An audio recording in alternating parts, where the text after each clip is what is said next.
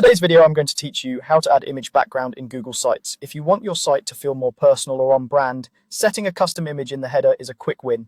I'll walk you through the process and share a few tips so your image looks crisp, readable, and professional.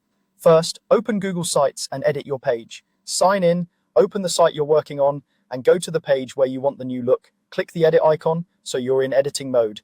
You should be able to click elements on the page and see the site's editing controls along the right and top. Next, click the header area at the very top of the page. This is the wide banner section that spans the full width. When you select it, you'll see options appear directly on the header. That means you're targeting the background of that banner, not other parts of your page.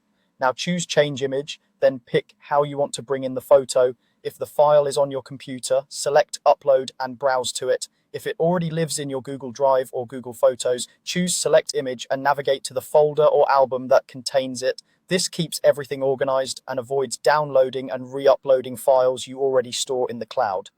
Once you've found the image you want, click it to choose your desired background image. Google Sites will immediately apply it to the header so you can see a live preview.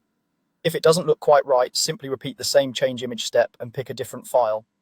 For best results, use a high-resolution, landscape-oriented image so it stays sharp across different screen sizes. Keep the composition simple behind text areas. Soft textures, subtle gradients, or photos with plenty of empty space tend to read nicely.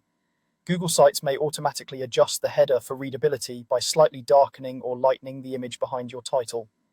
If your text still feels hard to read, try a calmer image or one with stronger contrast.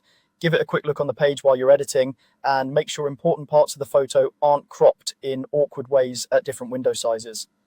When you're happy with how it looks, you're all set. The header now features your custom background image. That's all there is to it. Open your site, click the header, choose Change Image, and select the photo that best represents your message.